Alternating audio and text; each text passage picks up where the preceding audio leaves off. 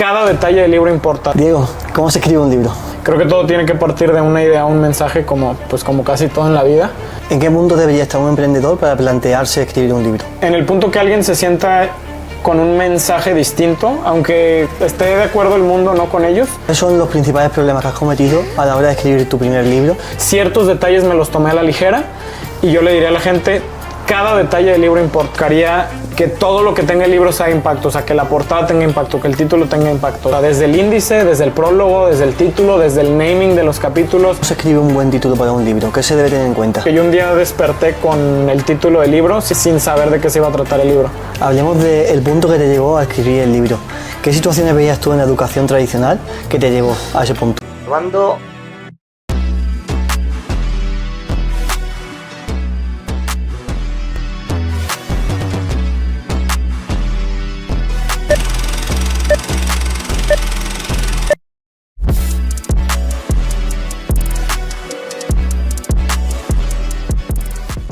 Diego, ¿cómo se escribe un libro? Javi, pues es una pregunta complicada para responder así de sencillo, pero creo que lo primero es tener una idea de un mensaje que quieres dar. O sea, tener muy claro, y más que un mensaje, una hipótesis, una tesis que quieras plantear. En mi caso, pues yo quería dar una crítica un poco subversiva a la educación, no tan amable, no tanto tampoco desde un punto de vista académico, sino también quizás partiendo desde lo visceral. Entonces, mi mensaje era la crítica de un alumno recientemente graduado, enojado. Y bueno, obviamente esto había que fundamentarlo, había que agregarle fuentes, había que ampliar en la investigación, pero creo que todo tiene que partir de una idea, un mensaje, como casi todo en la vida. Y pues escribe con tiempo, con dedicación. Hay mucha gente que se agarra con mucha facilidad a querer escribir un libro, pero creo que tienen que tener, si no lo ven como un proyecto de por lo menos 180 días, no creo que amerite menos tiempo ningún libro que valga la pena. Y hablo de 180 días dedicándole por lo menos unas 2 horas cada uno de esos días. Y si no es que más, ¿no? Los mejores libros que yo he leído, después me gusta profundizar en cuánto tiempo se tardaron en escribirlos. Hay libros, muchos bestsellers tomaron años en escribirse, entonces te diría que, por resumirlo, pues con tiempo, con un mensaje que dar y con mucha dedicación a investigar y con disposición de ir enfrentando las propias ideas que se plantean. Y pues nada. O sea que el factor velocidad es un factor que debe salir de la fórmula, ¿no? Que no necesitas no puedes escribir un libro si estás pensando en sacarlo en una fecha crítica. No, digo, hay muchas técnicas que usan muchos influencers allá afuera, mucha gente en redes que hoy a veces me preguntan, ¿y cómo hay gente que publica libros tan rápido? Pues ponen equipos de escritores fantasmas y editores a hacerlos muy rápido. Entonces creo que se ha venido demeritando el trabajo del autor, porque ahora, antes no había una legislación, pero había, digamos que tú tenías que decir cuando tu libro estaba escrito con escritores fantasmas. Hoy en día ya no lo tienes que hacer. Hoy en día, por lo contrario, la gente prefiere no decirlo y lo esconde, y presentan sus libros muy rápido, muy robustecidos, con un lenguaje que ellos no usan. Entonces ahí viene el tema, que yo no lo critico, veo bien que la gente siga impulsando el formato del libro, pero sí creo que, quizás voy a sonar muy purista, deberíamos dejar que quien se diga autor realmente sea el autor del libro, y permanecer en esa línea, y que se haga con paciencia, amor y dedicación, como todo proyecto, porque pues por ahí algún día me dieron el consejo de que un libro debe ser escrito para que se pueda leer en cualquier momento y sea una manera de contextualizar, y pues esto requiere tiempo, requiere investigación y requiere pues mucha paciencia, y escribir y reescribir. Ese fue uno de los primeros consejos que me dieron. Tú escribes y reescribes, y la reescritura a veces es más tardada que la primera escritura, entonces pues claro que requiere un factor de mucha paciencia. ¿Y cómo organizas el tiempo y la estrategia de escribir un libro a nivel de estructura? Pues comienzas con una idea, ¿no? Y sí. De ahí, ¿cómo la aterrizas? Lo siguiente es empezar a hacer borradores de índices. Yo, en mi experiencia, no recomendaría hacer solo uno, sino empezar a hacer por lo menos 2 o 3 borradores de, ok, esta idea, en qué microidea se partiría. Y a lo mejor a mí me decían que hiciera 3 propuestas de índice que variaran en orden, en temas y también en tamaño de capítulos. Hay editoriales que les gustan menos capítulos, hay editoriales que les gustan más capítulos. Eso va a variar según tu editor o el sello editorial que estés utilizando, pero el el siguiente tema es el índice, y sobre el índice empezar a desarrollar y empezar a ensayar sobre cada uno de los capítulos que quieres desarrollar. Entonces, un libro no es una idea, sino es un cúmulo de índices, un cúmulo de capítulos que pues deben tener conexión entre sí. Entonces, hay gente que ya tiene muy clara la estructura de, voy a hablar del calentamiento global, y entonces voy a hablar de dónde surge el término, voy a hablar de cuándo se empieza a estudiar, y voy a hablar de, a raíz de las mediciones, en dónde estamos hoy, ¿no? Entonces son como grandes capítulos que a lo mejor se pueden subdividir en 3 capítulos por cada grande tema, o en ese estilo, pero sí tienes que ir fragmentando. Primero, en un sentido de diseño, fragmentas el contenido, y segundo, te facilita la escritura tener fragmentado cuáles son las ideas que quieres presentar. El trabajo de cómo se conecta cada una de ellas, o cómo a veces una idea del capítulo 8 regresa al capítulo 1, normalmente te lo va a hacer un editor. Vale, o sea, eso que acabas de decir antes de la editorial, le gusta más un tema u otro. ¿Qué factor, qué influencia tiene una editorial en un escritor? La realidad es que mucho, porque sí se meten, o sea, sí hay, según la editorial con la que trabajes, tienen líneas de temas que les gusta trabajar, y también tienen tonos que les gustan manejar, y también ponen ciertos límites, trabajan dentro de ciertos parámetros. Pues las editoriales de autoayuda pues van a tender a dramatizar las historias, van a querer profundizar en la historia y querer contarte esta historia del hero's journey, y bueno, casi como si fuera un cuento, ¿no? ¿Dónde está el desenlace? ¿Dónde está el problema? ¿Cómo se resuelva? ¿Y dónde termina? Hay editoriales que pues les gusta más el tema de contenido muy estructurado, muy técnico, muy bien citado, muy bien explicado, porque cada idea se presenta en qué orden. Hay editoriales que están dedicadas solo a la ficción, y entonces les gustan ideas muy bien, guiones muy bien escritos, porque las novelas pues se vuelven guiones. Entonces depende mucho. O sea, ahora sí que yo le digo a la gente, elegir la editorial, sobre todo si piensan en un libro pues que vaya a impactar, o que sí tenga una profundidad más allá de estoy publicado, tengo un libro y ahí se quedó. Sí es importante que elijan con quién quieren trabajar, porque pues la editorial te va a influir en qué portada utilizas, va a influir, o se van a meter en el título, se van a meter en el diseño de los capítulos, se van a meter en el nombre de los capítulos, y también se van a meter a cuestionar cierto lenguaje que usas, cierto tono que usas. Entonces sí, la editorial, yo creo, o según mi experiencia reciente con una editorial, puede jugar un 30-40% del libro, según qué tanto los dejes participar. Experiencia de escribir un libro con editorial y sin editorial, ventajas e inconvenientes.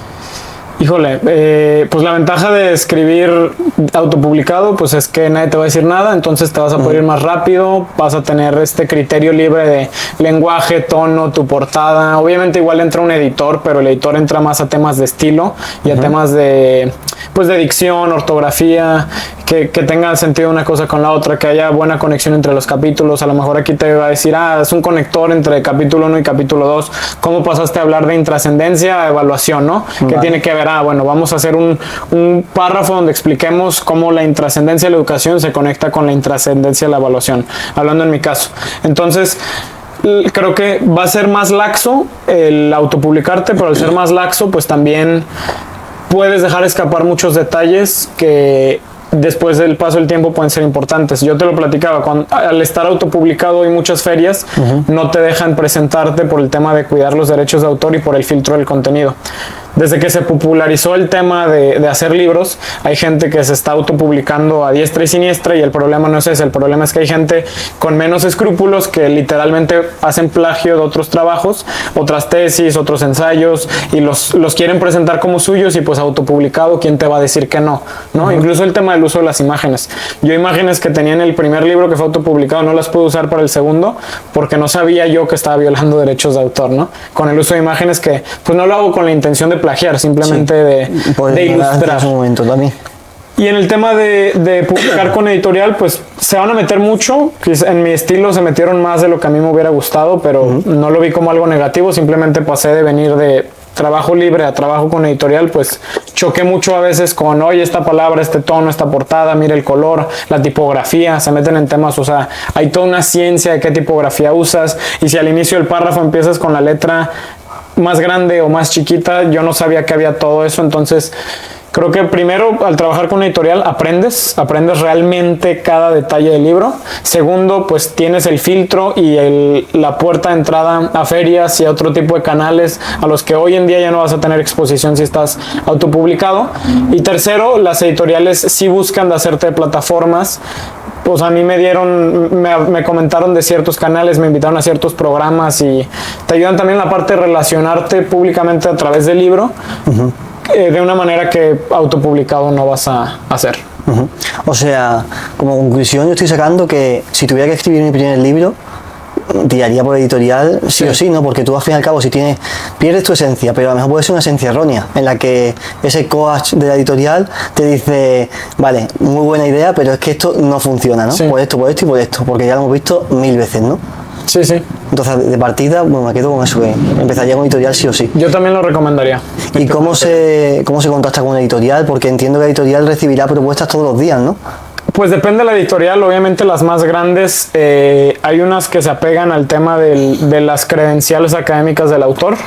Vale. Hay otras que se apegan a las credenciales mediáticas del autor. No quiero decir nombres porque luego no sé si algún día las buscaré, pero sí hay, sobre todo las que son más públicas y las que tienen más canales de distribución, sobre todo en puntos físicos, aeropuertos, las librerías, que las pocas que aún existen, pues están dominadas, como su negocio al final es un tema de volumen, pues van a vender los libros más mediáticos, ¿no? Los autores, que por lo general son dos líneas, los influencers o gente muy mediática que está publicando, políticos que hoy en día se usa mucho que publiquen, o los libros que ya traen traducidos, o sea, todas las líneas que le imprimen a Brian Tracy, que le imprimen al autor que se te ocurra, que ya sabemos que los grandes bestsellers pues terminan traduciéndose. Entonces, uno como autor primerizo, pues es difícil que aspire a llegar a esas editoriales. Y en el submundo de las editoriales hay cientos, yo diría que hasta miles de editoriales, y yo diría que uno llegaría por recomendación. Yo con la editorial que llegué recomendado, porque pues al ser ellos van a ser el filtro por el que pasa todo lo del libro, pues sí tienen que tener cierto nivel de confianza. Se ha vuelto un negocio, o sea, estas casas editoriales te cobran, porque a mí me preguntaban, oye, ¿la editorial te paga? No, yo le pago a la editorial porque haga el trabajo para mí. Quizás si yo fuera otro autor con otras credenciales, la editorial sí me pagaría hasta los derechos de escritura, los derechos de imagen, pero pues creo que es un tema de buscar. Yo, como me lo recomendaron, no viví el proceso de buscar editoriales, entonces no te sabría decir exactamente cómo las buscas, pero supongo que yendo a la feria, o sea, a mí si me dijeras hoy, ¿quieres buscar una editorial? Pues ve a la feria, a las ferias del libro, que bueno, las más grandes son la de Bogotá, la de Panamá, la de Guadalajara y la de Madrid, son las 4 ferias grandes de habla hispana. Les diría que vayan a las ferias, a la que sea que les quede más cerca, y vean las editoriales y se tomen el tiempo de hablar. Siempre va a haber representantes, y hago hincapié en que es un negocio porque ellos van a estar interesados en agarrar nuevos proyectos que entren dentro de su línea editorial, porque pues al final su modelo de negocio es estar publicando autores constantemente. ¿Y qué cobra una editorial? Depende, o sea, te hacen paquetes según lo que necesites, porque cada autor llega en una etapa distinta. Hay autores que quieren desde, oye, soy Diego y voy a regresar al ejemplo del libro del calentamiento global. Yo traigo esta idea y traigo lo que sé que van a ser 6 capítulos y ya. Entonces a veces te coachan en cómo desarrollar o sea, desde la escritura. Y hay gente que llega con el libro ya revisado por un editor, y yo nada más quiero que me pongas sello editorial y nada más quiero que me revises portada, estilos, tipografías, temas de diseño y listo. Entonces va a depender de la etapa, eso es lo que voy, pero te van a cobrar, prácticamente te van a hacer un desglose de qué es lo que necesitas. Si yo en mi caso llegué ya con un borrador casi listo para publicar, pues me cobraron por revisarme el libro, 2 niveles de edición, uno de escritura, o sea, uno de contenido, revisión de contenido, y otro tema de revisión de estilos. Me hicieron diseño de portada, me hicieron diseño de interiores y bueno, sello editorial para publicación. Entonces para mí es un paquete, y obviamente le puedes ir sumando, quitando cosas, ¿no? No, pues yo necesito que me apoyen desde ponerle nombre al libro. Nada más sé que quiero hablar de esto y seguro te irán agregando cosas. Entonces se vuelve como un traje a la medida. ¿Qué necesitas que te apoye? Y sobre eso te voy a cobrar. Y obviamente hay editoriales más conscientes con los precios y unas pues más caras. Y para todos hay. La verdad es que para la mayoría de autores primerizos, pues el hacer un libro representa una inversión. No, no generas, por lo menos directamente, no hay un intercambio económico. O sea, terminas gastando más de lo que te remunera a nivel venta de libros, pero pues bueno, la exposición que te da, la credibilidad, el tema de la percepción de la gente, es en otras cosas que yo creo que vale la pena hacer la inversión de publicar un libro. ¿En qué mundo debería estar un emprendedor para plantearse escribir un libro? O una persona. Tú sabes que yo soy muy crítico a que cualquiera... Yo no estoy de acuerdo con esta gente que da el mensaje de que todos deberían tener un libro. Entonces, yo creo que en el punto que alguien se sienta con un mensaje distinto, aunque esté de acuerdo el mundo no con ellos, creo que es válido. O sea, yo... No con esto quiero decir que soy especial o que mi mensaje era especial, pero al menos en mi investigación encontré un libro escrito por un alumno recién graduado que criticara la educación desde adentro y a lo mejor con un tono más agresivo. Yo en el libro incluso hago la aclaración de que empezó como un libro visceral porque pues yo estaba enojado y quizás mucho de la escritura fue desde un tono de molestia, pero esa molestia persiste. Quizás he pulido un poco el mensaje, quizás equilibrado un poco el tono, pero mi molestia es la misma. O sea, sigo creyendo que a los jóvenes les están robando tiempo, dinero y costo de oportunidad, vendiéndoles una educación que no les va a entregar lo que les promete entregarles. Entonces, mi molestia con esa desconexión prevalece y prevalecerá. Y regresando a tu pregunta, es que, pues para mí, y en mi entendimiento y en mi investigación, ese era un mensaje que no había visto antes. Entonces, creo que tenemos que buscar el empujar ideas nuevas. Vale. No vengas a hacerme otro libro de 5 consejos de ventas, porque pues ya hay muchos libros muy buenos con los que va a ser muy difícil competir, sobre todo superar.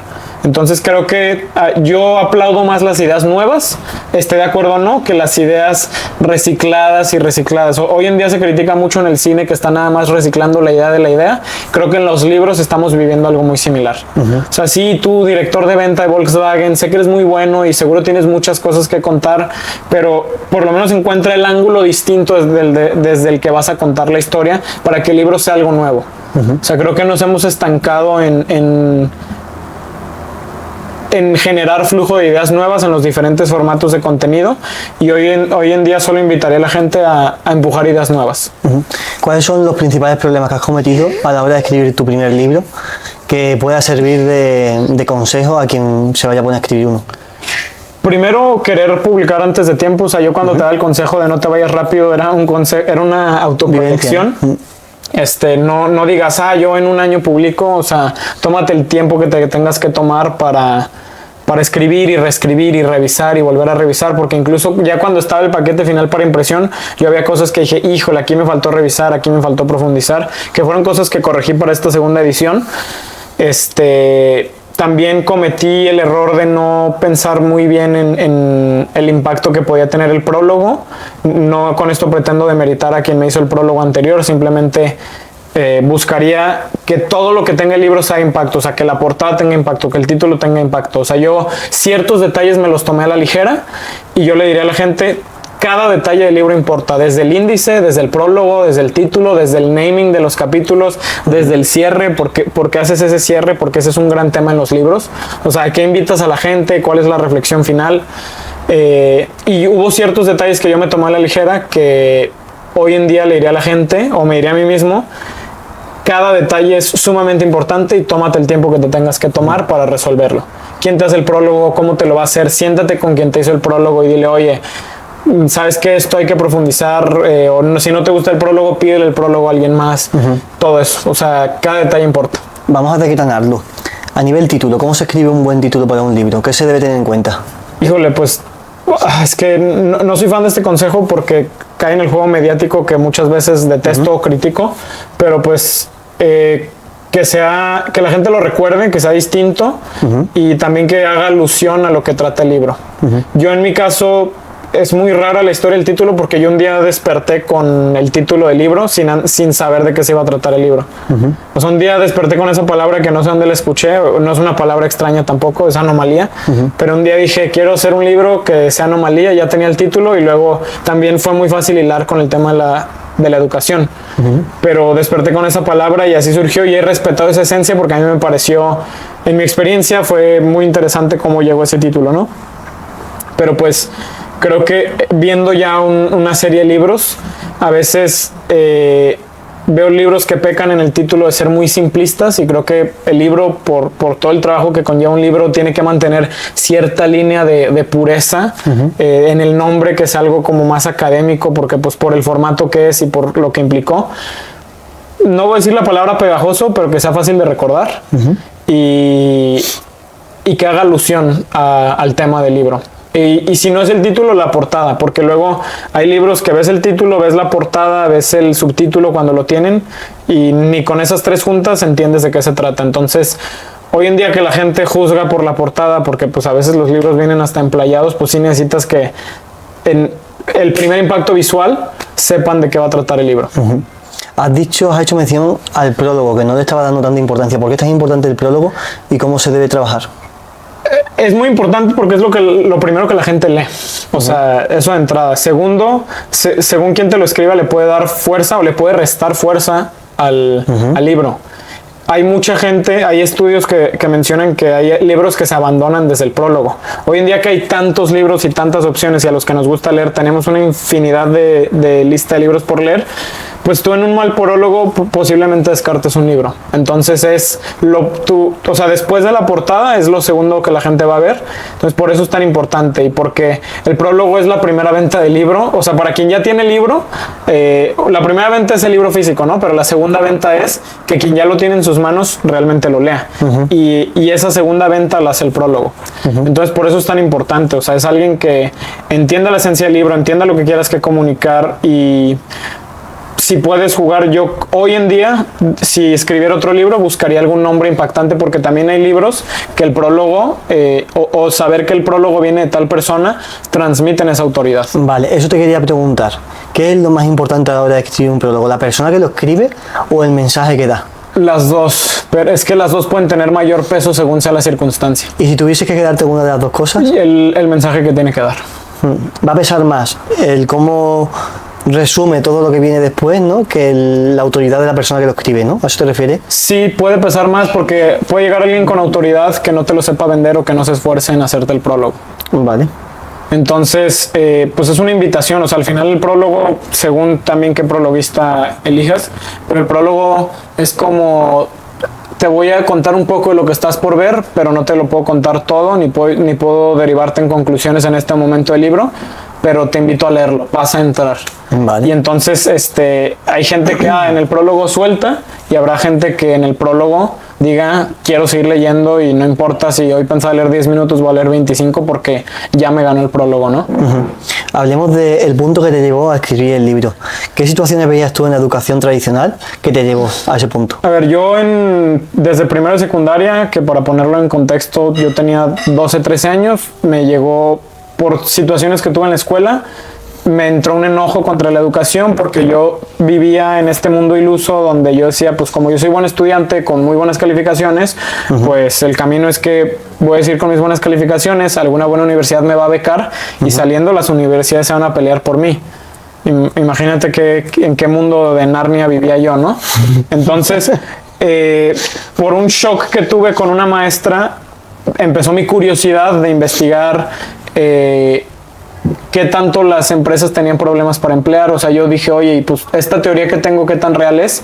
Y por medio de tanto pláticas como investigar en internet, me di cuenta que pues ninguna empresa se va a pelear por ti, ninguna universidad se iba a pelear por mí. Entonces fue el primer baldazo de realidad, que obviamente ahorita pensar eso a mi edad sería muy tonto, pero a los 12 años sí lo pensaba con mucha seguridad. Y fue como un desencanto. O sea, yo pasé de estar encantado, yo en mi primer libro uso la palabra desencanto, a desencantarme, y decir, oye, esto le están robando tiempo a la gente, porque tengo la tesis de que el problema de las universidades no es lo que enseñan, se tardan demasiado en enseñar muchas cosas. ¿Y por qué se tardan? Porque es buen negocio, sobre todo las universidades privadas. Tú que te gusta el tema de negocios, pues ¿qué prefieres, no? Un lifetime value de 2 años o de 5. Pues claro que si tengo la posibilidad de estirar la vida de mi cliente a 5 años, pues lo voy a hacer, ¿no? Y si después le vendo la maestría, el doctorado, el posgrado, pues lo voy a hacer. Entonces, todas las mecánicas de mercado con intención o con presunción de ganancia que han permeado en el diseño de los modelos educativos son mi problema. O sea, yo creo que si las escuelas fueran gratuitas y accesibles para todos, accesibles en un sentido real, porque luego vienen los puristas de que es que hay escuelas públicas y qué porcentaje de los aspirantes a estudiar entran a las escuelas públicas. O sea, ese es el problema. En el momento que permitimos que se lucrara con la educación, creo que todo se empezó a romper. Y fue un rompimiento lento. Pero nos tiene hoy donde estamos, donde tienen monopolizado y secuestrado el mercado de la preparación profesional, gran mentira, pero que han querido cuidar y seguir comunicando y empujando con cierta gente. Y entonces, como el cliente final no es el alumno en sí, sino el padre de familia con el que en su escenario de vida y en su juventud eso sí era real, pues lo sigue comprando. Entonces, varios problemas ahí que acabo de mencionar, o sea, la desconexión entre las épocas, el que pues el cliente final termina siendo el padre, entonces la comunicación se orienta a él. Pero el problema original es en qué momento permitimos que se lucrara con la educación. O sea, yo estoy de acuerdo, no soy anticapitalista y estoy de acuerdo que se lucre con muchas cosas y estoy de acuerdo con la teoría de valor, pero no tratemos de derecho universal algo que en la práctica no lo es. Y ¿cuáles son las principales soluciones que ves tú súper claras que podría aplicar la educación tradicional y que no está aplicando a día de hoy? Pues mira, de entrada, y hablando de cosas más realistas, porque obviamente el cuestionar que si se permite lucrar o no con la educación pues va a ser complicado. De entrada, que la gente empiece a probar métodos alternativos para educarse. Y en alternativos veo varias oportunidades. Están más actualizados en la información, son más rápidos en tiempo, porque hoy en día, nos gusta o no, tenemos que valorar el tiempo, y el tiempo forma parte de cualquier ecuación que va orientado hacia un tema de construcción de carrera profesional. Y son mucho menos costosos. O sea, yo tengo un problema de que cuánta gente realmente aspira a pagar una carrera en una universidad cara de prestigio sin recurrir a deuda o sin sacrificar algo o sin tener que deshacerse de algo de patrimonio. O sea, ese es mi problema, ¿no? Que las universidades de prestigio se han puesto tanto la camisa de soy prestigiosa que se han vuelto universidades de élite. Y la élite no necesariamente se refiere a una élite académica, sino se fuere, pues tú lo sabes, a las universidades caras entra quien puede. Y quien puede es quien puede pagar. Obviamente hay ciertas becas, pero es que no me gusta tomar los ejemplos de las excepciones para hablar del público general, ¿no? Entonces, por eso el mensaje que yo intento dejar en Anomalía, en la segunda edición, es empecemos a probar métodos alternativos y el que funcione. No hay método perfecto, pero así como no es perfecto la escuela en línea, tampoco es perfecta la escuela tradicional hoy en día. Entonces, sobre lo roto, empecemos a construir y probar cosas nuevas y empecemos a desafiar justamente estos caminos que son los más problemáticos, que los menciono. Calidad y actualización del contenido, tiempo en el que te brindan la información o en el que te enseñan, y bueno, ahí también metería el cuestionamiento de realmente qué tan aplicable es lo que te enseñan. Y lo tercero, es el costo. ¿Cuánto me cuesta acceder a esa preparación? ¿Cuánto me cuesta acceder a este curso? ¿Cuánto me cuesta estar en el siguiente nivel en un sentido académico o enlistándome hacia lo profesional? ¿Cuál sería el punto ideal de la vida de un estudiante para leer tu libro? Terminando la preparatoria, que creo que ustedes le llaman bachiller. Sí, 8 años. Ahí, o sea, justo antes de tomar la decisión de lo que le llaman educación superior, creo que ese es el punto donde reflexionamos de, ok, lo que ya vimos, qué tanto realmente sirvió, qué tanto puedo aplicar, qué tanto hubo una relación entre el tiempo contra lo obtenido, porque hablo de recursos invertidos, ¿no? Tiempo y dinero obtenido contra lo que obtuve. Normalmente la ecuación invertí más de lo que recibí. Que en una dinámica de mercado eso lo criticaríamos, pero bueno, en la educación por alguna razón extraña lo aceptamos, porque es educación y no se metan con la educación. Entonces, ese es el punto, o sea, donde, ok, quizás estás en una situación personal donde nadie te va a apoyar económicamente para una carrera. Quiero que sepas que hay alternativas, que esas alternativas son cada vez más accesibles y cada vez son mejores. O sea, en esa carrera es donde se ha puesto muy chistoso, porque si fuera la liebre contra la tortuga, pues la liebre va y la tortuga y sigue lenta, pero tiene su mérito y la gente todavía la respeta, pero el otro camino se está corriendo. Y bueno, no hablemos de todas las tecnologías que vienen hoy, que pues bueno, quizás para cuando este podcast se publique va a haber todavía más alternativas, cada vez mejor diseñadas, cada vez mejor implementadas. Y pues la verdad es que el modelo de poner una universidad de prestigio en un punto específico del mundo no funciona, porque no puedes atender a todos. Y el modelo de montar educación escalable en línea con todos sus defectos, de entrada ya es mejor porque va a atender un público más masivo y sí respeta este discurso que hasta ahora se queda un discurso de eduquemos a todos y educación para todos. Entonces, ¿tú crees que las formaciones que son tradicionales, que tienen un alto precio, se están comprando por precio y por autoridad y por relación con el nombre, más que por el propio contenido en sí, ¿no? Sí, porque es muy limitada. Claro que si me dices, es que en Harvard está la mejor universidad de Derecho, sí, pero de nuevo no estoy hablando de quiénes van a ser los mejores, ¿no?, abogados y si van a atender y trabajar para los despachos que atienden al S&P 500. No estoy hablando de ellos, estoy hablando de el mundo. O sea, hoy necesitamos soluciones más generales. Entonces, definitivamente la crítica es eso, o sea, no se tarden, y a las universidades el mensaje es: eficiéntate, no seas tan costosa, porque no necesitas ser tan costosa. No te tardes tanto en preparar a la gente, y también ten un poco más de dinamismo, actualiza tu contenido, intenta ir más a la vanguardia e intenta ser más pragmático, más aplicable, porque hoy en día la desconexión es tan real que tú como empresario lo sabes, que no necesariamente el mejor alumno va a ser el mejor empleado, y no necesariamente el que sacó mejores calificaciones es el que más herramientas tiene para aplicar o para solucionar. Entonces la desconexión hoy es tan visible y tan palpable que muy rara vez me toca que alguien me diga: oye, no estoy de acuerdo con lo que dices, yo creo que la universidad sí es lo mejor de lo mejor y no hay alternativa. Al contrario, la gente dice y se defiende desde la espada desde el escudo, perdón, es que no hay alternativa, o qué más hacemos. Entonces yo contrastando este discurso me di cuenta que la gente realmente tiene un problema de no saber qué alternativas hay, pero la gente está de acuerdo con que las universidades están fallando en algo y cada vez en más cosas, y las empresas están de acuerdo que las universidades están fallando en algo y cada vez en más cosas. Entonces la pregunta es: ¿qué hacemos? Pues empezar a desafiar un poco. ¿Y conoces instituciones privadas que ya estén en esa educación 4.0 en la que sea una alternativa viable a nivel precio, a nivel contenido, a nivel profesores, a nivel resultados, en comparación con la educación pública? Sí, a mí me gusta mucho hablar del caso de Platzi. Sí. Sobre todo porque Platzi va muy orientado a: te dejo listo para que te contraten. Hay gente que critica eso, dice: no, es que eso es un diplomadito para un empleo. Pues diplomadito no, es muy accesible para la mayoría de los latinoamericanos. O sea, Platzi te cuesta una membresía, me parece que se llama membresía pro, para 2 personas, $300 al año. Y puedes aprender, no estás limitado en los cursos que consumes. Puedes hacer rutas de aprendizaje personalizadas, porque yo quiero aprender de programación, pero a la par quiero aprender de marketing digital, porque quiero empezar a me quiero volver un prompt engineer, que después programe campañas, todas ejecutadas y apalancadas con inteligencia artificial, porque creo que hacia allá va el futuro, según estos papers que leí, que también me presentaron los maestros en las clases, que constantemente se actualizan en Platzi.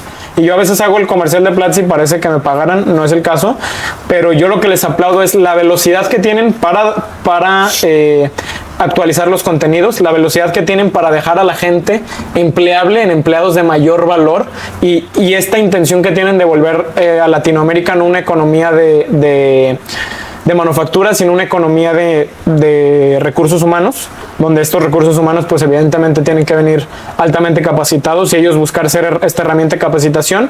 Y lo último es que hacer todo esto por un precio sumamente accesible, o sea, prácticamente para cualquier región, y hablando incluso de regiones en condiciones muy precarias de Latinoamérica, no es descabellado pensar en pagar $300 al año por educarte. Hombre, y además teniendo el inmenso catálogo de formaciones que dices tú, que además bueno, uno de los errores que se comete, estoy pensando, o una de las frases más escuchadas es lo típico de: me puse a trabajar y la universidad no me sirvió de nada, o no tiene nada que ver lo que hago con lo que aprendí. Sí. Entiendo que nuestras formaciones han cogido, le han dado la vuelta, han ido primero al final para enseñarte lo que vas a aplicar en el día a día, ¿no? Inversa desde ahí. Así es. Bien. Y yo por eso les aplaudo el costo. Es que no podemos ignorar el componente del costo, porque hoy en día la educación privada tan cara es restrictiva. Es el problema. Y no es un mensaje comunista, no es un mensaje socialista. Tampoco estoy diciendo que el gobierno nos lo garantice. Simplemente estoy diciendo: adelante, lucren con la educación, pero primero no sean descabellados tampoco con sus precios, no sean elitistas y no sean restrictivos, porque luego entonces no encaja el mensaje, porque luego escuchas al rector de no sé qué universidad hablando de la educación como si fuera un derecho universal y es para todos, y es que tengo 5% de becados en mi institución.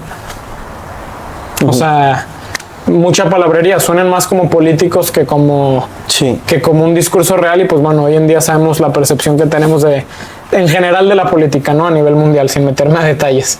Si la educación tradicional tomara ese mensaje y dijera, venga, vale, vamos a cambiar, ¿por dónde crees que debería empezar la parte más crítica? Es que les cuesta mucho trabajo. La parte más crítica es encontrar la manera, o sea, creo que es su problema principal y donde más se han visto torpes, porque creo que como instituciones podemos ya empezar a usar la palabra torpes, en seguirle la velocidad al contenido del mundo. En muchos países, a la velocidad del mundo, perdón. En muchos países, tú actualizar el contenido educativo te toma de 12 a 18 meses en el mejor de los casos. Entonces sí tengo que reconocer que las escuelas tienen a veces cierto impedimento legal, regulatorio, pero entonces tienen que trabajar en conjunto para ver la manera de actuar más rápido. O sea, ¿qué esperanzas que en una universidad hoy te hablen de blockchain? Y voy a hablar de blockchain, no de criptomonedas, porque criptomonedas es el casinito de la blockchain, pero de blockchain como tecnología y como propuesta a todo lo que podemos hacer con eso. ¿Qué esperanzas que hoy en día una escuela te hable de los verdaderos usos de la inteligencia artificial? Y que empecemos a abordar inteligencia artificial como una herramienta y no como una amenaza. O sea, por darte el ejemplo más sencillo y con el que todo el mundo está más familiarizado. Pero así es con muchas cosas. O sea, tú que estás en marketing, tú vas a una universidad y lo que dan en marketing dices, vaya distancia abismal entre lo que mi cliente me exige y necesita de mí contra la teoría de las 4 Ps que le están dando al estudiante que aspira a trabajar en mi empresa. O sea, hay universidades donde se sigue hablando de producto, precio, plaza, promoción. No seas... O sea, dime tú cuándo fue la última vez que en tu trabajo llegaste con un cliente y discutieron las 4 Ps. Cuando hoy la discusión es completamente otra y en 6 meses va a ser otra y en 12 meses va a ser otra. Entonces creo que el punto crítico es que encuentren la manera de ser más dinámicos. Vamos a suponer que yo me quito mi discurso de si lucran o no lucran y cuánto lucran. Voy a ignorar eso. Sean más dinámicas. O sea, con lo que tienen hoy tienen que, mientras no encuentren la manera de ser más dinámicas, se van a seguir viendo torpes y lentas las instituciones. O sea, no estoy diciendo que la gente que va es torpe o que quienes dirigen las escuelas son torpes, no. Sino que como institución, como conglomerado, se han visto torpes porque sí tienen un límite regulatorio que no los deja avanzar a la velocidad que el mundo va. Y pues tú sabes que o sea, el mundo va, pero como un tren, y pues la universidad va caminando. Entonces estamos viendo el caso de el cambio de tipología de profesor. El profesor tradicional, que es acumular información para repetirla clase a clase, a transformar de biblioteca andante a investigador, que debe pasar el máximo tiempo posible de su día a día investigando para poder aplicar la innovación en sus formaciones, ¿no? Y para poder enseñarle y para poder encontrar la manera de cómo lo abordo. O sea, creo que en un caso de eso, de por sí, yo le tengo muchísimo respeto a la academia, a la parte de los docentes, porque no creo que ellos sean los responsables. Creo que han sido más, pues no víctimas, simplemente pues el docente termina siendo un engrane de esa maquinaria gigante y pesada que le llamaríamos la educación tradicional. O sea, le tenemos que dar todavía más importancia a los profesores, porque imagínate qué nivel tiene que tener un profesor que sea capaz de estar trayendo constantemente la información nueva y presentándola. O sea, y en eso me refiero a reconocerles mejores salarios, a que tengan mejores remuneraciones y a que socialmente los veamos mejor, porque a veces y en muchas partes del mundo vemos mal a los profesores, o no mal, pero no es una profesión muy bien pagada, no es muy apreciada por la gente. Entonces es un gran reto. Y empoderarlos a tomar decisiones, porque todos sabemos de buenos profesores que quisieran y pudieran hacer más, pero están amarrados por las reglas o los lineamientos que les dicta la institución para la que trabajan. Hablemos de esta parte de innovación e investigación, en donde entra ahora una pieza clave, que es la inteligencia artificial. ¿Cómo debería aplicarla un estudiante a día de hoy? Híjole, definitivamente, si ya venía siendo muy cuestionado el modelo de evaluación de las escuelas, pues creo que se termina de romper todo con la inteligencia artificial, porque no te puedo evaluar por tu capacidad de redactar un ensayo si yo sé cómo lo vas a hacer, y hay la inteligencia artificial sobre la inteligencia artificial que lo puede humanizar, y luego la tercera inteligencia artificial que revisa a ver si otras inteligencias artificiales lo detectan, y si no lo detectan, cambiar palabras para que se vea humano. O sea, esta parte no es que las universidades tienen cómo saber. Tienen cómo saber si nomás le picaste una vez al prompt de ChatGPT, pero si le das dos pasos siguientes a eso, hay manera de que nadie se dé cuenta si lo hiciste o no, y también los maestros no tienen capacidad de revisar cada escrito, cada texto. Entonces, ¿por qué empecé por esa parte? Porque las pocas funciones que todavía tenía el alumno de redacción, de pensamiento crítico, de estructurar ideas, de síntesis, pues se van a perder con la inteligencia artificial. Entonces, quiero empezar por ahí para decirte, la inteligencia artificial no es para que te haga la tarea, la inteligencia artificial no es para que piense por ti, la inteligencia artificial no es para que escriba por ti, y al contrario, ahora el alumno va a tener un reto donde está esta trampa y este dulce de, hay una herramienta que lo hace por mí, pero no olvidemos que estamos perdiendo la capacidad de poner atención, la capacidad de concentrarnos, la capacidad de sintetizar, la capacidad de discernir entre información y la capacidad de pensar críticamente y de separar, y pues todo lo que implica, ¿no? Y creo que el pensamiento crítico sería un resumen de las otras 4 cosas que te enlisté. Entonces, después de entender que la inteligencia artificial no es para hacer lo que a mí me da flojera hacer o lo que me cuesta trabajo hacer, y sí es para ser una herramienta, pues eso nos deja en un escenario donde necesitamos a un alumno pues superado, que se supere a sí mismo, porque hoy la escuela solo me exige redactar ensayos, hacer resúmenes y contestar exámenes, y ya tengo una herramienta que lo hace por mí. Entonces, ¿cómo hago entender al alumno que no es para eso, que él cree que es y que se ve lo fácil y lo más alcanzable? Y sí es para que, desarrollando pensamiento crítico, empiecen a entender y a utilizar la inteligencia artificial como herramienta para ahora sí empezar a lograr cosas que antes quizás no eran alcanzables.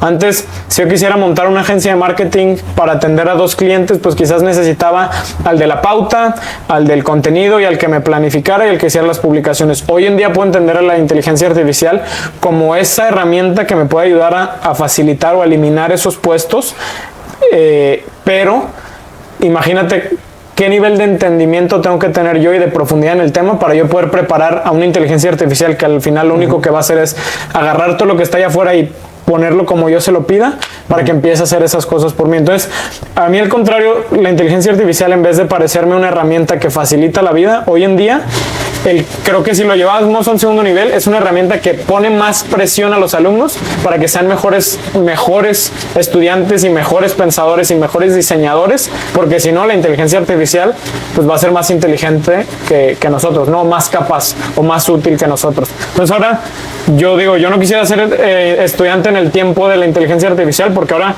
hay un estándar que yo tengo que ir a romper. Porque si lo permito, y lo más sencillo es que ese sea mi techo. Y hay mucha gente que está eligiendo decir, sí, tecnología artificial, este es mi techo. Porque yo no puedo hacer más allá de lo que puede hacer ella, en vez de yo usarla o yo hacer sobre de ella. Entonces creo que es un reto, o sea, creo que es un engaño el que, bien fácil la escuela ahorita con inteligencia artificial. No, hombre, qué difícil época para ser un alumno que después tenga que destacar ante una empresa.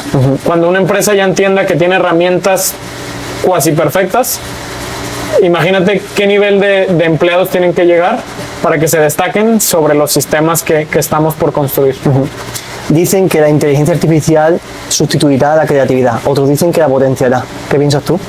Creo que la va a potenciar, pero creo que va a seguir elitizando el juego laboral. O sea, creo que hoy en día es muy claro. Vamos a hablarlo en rendimiento general. En cualquier área que tú analices, cada vez es más marcada la brecha entre los high performers y el resto de gente. En la disciplina que quieras, sea profesional, sea laboral, sea académica, sea incluso deportiva.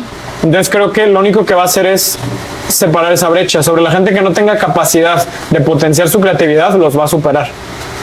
Y sobre la gente que tenga la capacidad y el entendimiento y la capacidad de adaptarse y de entender y de aprovechar una herramienta nueva como la inteligencia artificial, la va a potenciar. Entonces yo creo que depende a quién le preguntes. Diego, hablábamos en la comida que emprender está vinculado al mundo de los negocios, pero también se emprende como una familia, como un viaje, incluso como tú escribiendo un libro. ¿Qué piensas tú del emprendedor? ¿Nace o se hace? Qué buena pregunta. A ver, yo creo que hay gente con rasgos de personalidad más cargados y con tolerancia al riesgo y a la incertidumbre que les permite tener más facilidad a la hora de emprender, pero creo que el emprendedor se hace. Porque pensar que nace, pues para empezar, yo me gusta decir que nadie es un trabajo terminado. Entonces decir que nace es como si dijéramos que hay gente que nace con tal ventaja que ya están listos, ¿no? Sí creo que hay ciertas ventajas estructurales de personalidad, como lo dije, pero creo que el emprendedor se hace. Porque sí creo que somos adaptables, existe la neuroplasticidad, existe la resiliencia, hay ciertos eventos que nos cambian, ciertos mensajes que nos cambian, incluso por medio de conversaciones o lenguaje uno llega a tener ciertas conclusiones o niveles de conciencia que antes no tenía, entonces claro que también uno se puede hacer emprendedor. Entonces, si un emprendedor se hace, ¿crees que cualquier persona puede y debe ser emprendedor? Creo que cualquiera podría a un nivel teórico, porque habría que analizar cada circunstancia, el contexto, las necesidades, también por qué lo quieren hacer. Yo siempre cuestiono mucho el por qué, y no tan profundo como Simon Sinek hablando del por qué transformador, porque sí tampoco comparto que cada propósito de cada quien debe ser el de impactar a no sé cuántas millones de personas. Se me hace muy complicado pensar en eso. Entonces, ay, me perdí. Estamos viendo si cualquiera debería. Perdón, ya me acordé. Sí. Entonces, eso en el poder teórico creo que cualquier puede. En el que debe, no creo que todos deberíamos aspirar a eso.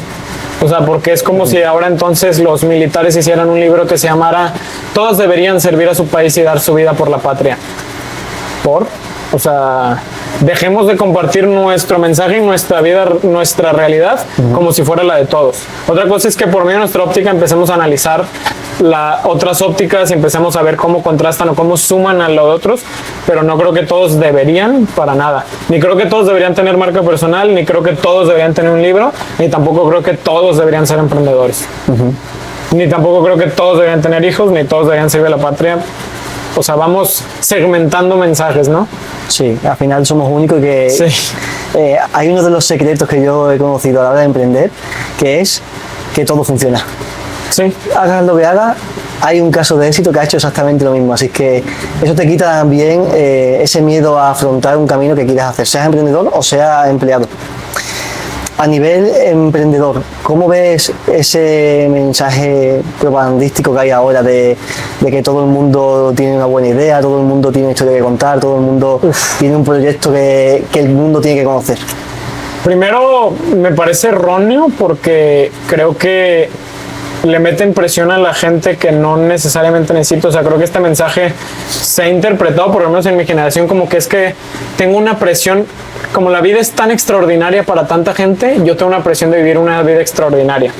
Y luego caemos la otra vez escuchaba un audio del doctor César Lozano que decía que él daba su caso de que cada vez la gente vive más desconectada de la realidad y como cada vez vemos más casos del estafador de Tinder, el estafador de Bumble, gente que vive vidas irreales. Marilyn Cote, esta psiquiatra que vivió una vida irreal y hacía fotomontajes de ella en revistas. Entonces creo que esta presión se ha visto trasladada a presionar tanto a la gente que vemos casos muy extraños y como tú lo dijiste, que luchas internas se empiecen a externalizar y por eso vemos tantas dinámicas sociales tan descompuestas. Tanta gente aspirando a vivir vidas que no puede vivir, tanta gente aspirando a usar marcas o coches o viajes que no puede acceder. Entonces creo que tenemos que volver a lo básico. O sea, tenemos que volver a tú vive tu vida, vive tu realidad. O sea, la mayoría de lo que vemos en redes sociales es falso. Es falso en el sentido que viene enmarcado y de un cuadro completo enmarcan así, entonces pues ahí es falso porque por lo menos es falso en el sentido que falta más verdad y en ese sentido no te sientas presionado, o sea, no, tu aspiración debe ser estar tú tranquilo, tú ganar tus propias batallas, tú sentir que contribuyes, tú sentir que estás bien contigo, con tu entorno, tú sentir que no le estorbas a nadie, que no estás dañando a nadie. Entonces creo que deberíamos girar el mensaje al otro opuesto donde tranquilo, vive una vida tranquila, está bien, nada es tan bueno como parece, ni tampoco nada es tan malo como parece y no todos tenemos que ser estrellas de Hollywood. Incluso hay gente que se enoja cuando sale un famoso a decir es que la fama no es tan buena como dicen o ser millonario no es tan bueno como dicen. Empecemos a escuchar un poquito, por algo te lo dirán los que sí tienen esa fama y ese nivel de millones. Y hay una entrevista de un artista que no recuerdo exactamente cuál es, que dice: yo daría todo mi dinero por poder un día a una plaza a comerme una nieve y que nadie me moleste. Y esos mensajes pues no son populares, pero dices, yo a veces me tengo a pensar y digo, qué interesante. O sea, qué interesante que alguien con toda la fama y el dinero del mundo te diga eso, pero con un deseo de, qué padre se sentiría en un lugar público y que nadie me moleste. Entonces, así como ellos tienen cosas que nosotros queremos, nosotros tenemos cosas que ellos, los famosos, las estrellas tienen, y pues cada quien, que volvamos a ver las cosas buenas y positivas que tenemos en nuestra vida. O sea, creo que el error ha sido, me gusta mucho esta tesis de que las redes sociales quizás son un error. Hay todo un proceso de un sector de la academia de que se está haciendo un movimiento muy fuerte en contra de las redes sociales, sobre todo criticando la parte de que todo el daño que nos está haciendo tener tanta exposición, no solo a nivel estímulo y cerebro y niveles de recompensa y dopamina, sino que le hace a la psique el ver tantas vidas de tantas otras personas. Y hacen estas tablas, ¿no? De antes no sabías, no te enterabas de más de 20 viajes de 20 personas de tu alrededor, y ahorita te enteras de 200 o 2000. Y eso cómo te impacta, cómo impacta tus deseos, cómo afecta tu nivel de prioridades. Entonces, creo que tenemos que regresar al otro lado. Estás viendo que hay tendencias en las que se juntan varios factores. Ahora mismo está el emprendedor, como que el emprendedor tiene que estar ligado a una marca personal sí o sí, y marca personal a las redes sociales. ¿Qué piensas tú sobre ello? Pues bueno, para empezar, creo que hay que empezar por definiciones. Lo decíamos hace rato, creo que marca personal todos tenemos, porque marca personal simplemente es lo que se dice de ti cuando no estás. Entonces, la marca personal ha existido desde antes que existiera el internet. Sí entiendo el juego de que estamos en un juego de atención escasa, entonces pues pareciera que cualquier manera de llamar la atención ahora es válida para entonces por medio de eso vender. No se me hace malo el objetivo, porque al final la intención es la de vender y por ende pues que el negocio siga vivo y por ende prosperar y generar empleo. No me parece mal como el trasfondo de eso, pero creo que también hemos celebritizado demasiado las marcas personales, y si hay gente que pues arranca una marca personal con un objetivo y es muy fácil o hay muchas trampas para que se desvirtúe. Entonces, de nuevo, creo que el mensaje de fondo o lo que deberíamos empezar a cuestionarnos, tanto como consumidores como creadores de contenido, es: ¿lo que consumo realmente amerita el tiempo que le estoy dedicando? Y yo como creador, lo que voy a crear y lo que voy a poner en exposición, sea para mi negocio, sea para mi marca personal o sea para lo que sea, ¿realmente amerita el tiempo que le voy a robar a la gente y la atención que le voy a robar a la gente? Entonces todo tiene que ver con un nivel de concientizar realmente las dinámicas y los efectos de las redes sociales, y a raíz de eso empezamos a evaluar lo que consumimos, lo que creamos, lo que ponemos afuera. Y bueno, en ese sentido intentar generar una espiral positiva de que lo que esté en redes sociales pues sea del mayor valor o que sume lo mayor posible. Que eso es pues irreal, ¿no? Y luego vienen estas personas que te hablan de que no, es que el ser humano solo piensa en sexo, comida y no sé qué otro estímulo hablan.